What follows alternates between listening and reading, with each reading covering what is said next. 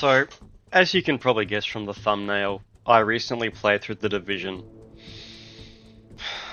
This game is really boring. But before we get into the boring gameplay and boring story, let's talk about its somewhat interesting development. The Division started its development in 2013, initially being envisioned as a console exclusive, with Ubisoft asking PC players to sign a petition to basically ask if they should even bother making a PC version of the game. Despite The Division having the Tom Clancy name attached to it, it is actually a new intellectual property made by Ubisoft alone. I actually didn't know this, but other than the older Rainbow Six and Ghost Recon games, most of the Tom Clancy games have nothing to do with the Tom Clancy novels. 2013 was also the year that they announced the game at E3 with a 2014 release date. This release date would be pushed back a couple of times and would eventually have a beta and be fully released in 2016. During the beta, the game featured stunning visuals for the time, but when the game released, people were quick to note that the game's visuals were drastically downgraded. This is a well-known thing that Ubisoft does with their games, where they make the gameplay trailers and betas look breathtaking only for the final release of the game to be slightly outdated.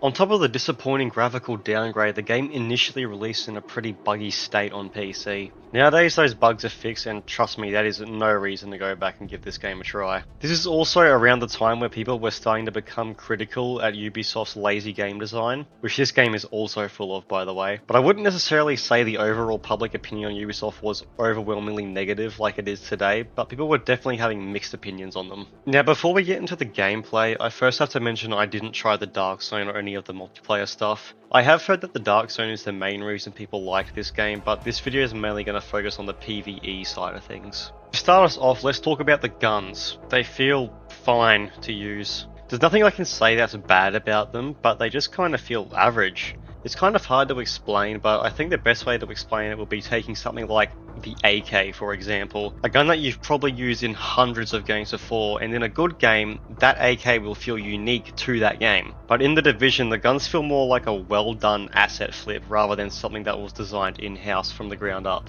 Also, on the topic of very generic things this game has, we have to talk about the enemies. Throughout the entire game, it generally feels like you're fighting the same 4 enemies over and over again. This, combined with the vast multitude of recycled bosses, just makes these guys so boring to fight. There are 4 different factions you fight throughout the game, and 3 of them feel very generic. That one standout faction for me was the fire-obsessed cleaners. Where the other factions just feel like dudes with guns, the cleaners having flamethrowers attached to their weapons and propane tanks on their backs were always kind of fun to fight. But that being said, after fighting these guys a handful of times, their charm quickly wears off, as like all the other factions, it just starts to feel like you're fighting the same 4 enemies over and over again. Since the game is a cover-based shooter, it is really important to have good level design. You take a fuck ton of damage when not behind cover, which is pretty typical for games like this, so having well-placed cover throughout the levels that makes it fair for both you and the enemies is very important. And for the first half of this game, that is done pretty well, whereas for the second half, you may as well be fighting in the fucking wasteland from Mad Max.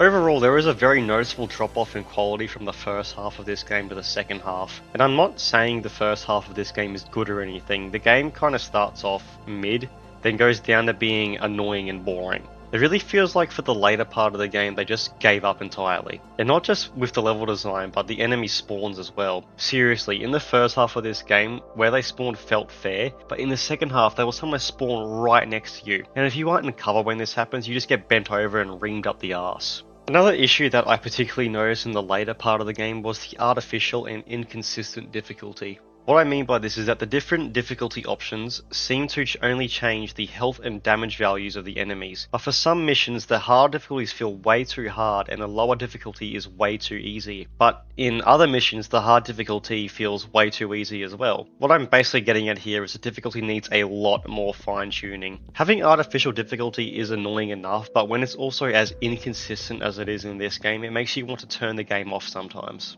Top of all that, this is also an open world Ubisoft game, so you know damn well that the side missions are the same 5 missions copy and pasted all over the place. These are so goddamn boring to do, and the only reason I did some of them was to level up my character so I could do a main mission.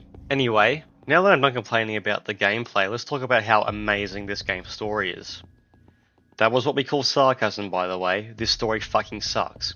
Basically, the story is that a bunch of terrorists made some sort of virus and put it on a bunch of banknotes right before Black Friday, and the virus spread, and now the world is completely fucked now. You play as an agent from the Division, which is a group of sleeper agents that get activated when the country is in crisis or some shit like that. But essentially, throughout the game, your goal is to help the government regain control of New York. That's pretty much all you need to know about the story, other than being told that at the beginning of the game, literally nothing happens throughout the rest of the story. You basically get told to do a mission because it's one step closer to freeing New York, but after beating these missions, it literally feels like nothing has changed, and that's even the same for the final mission. After the final mission of the game, there's no real ending. You just get told, wow, you've done a lot, but there's still stuff to do. Which, like, what does that even mean? Like, there literally isn't even an ending cutscene.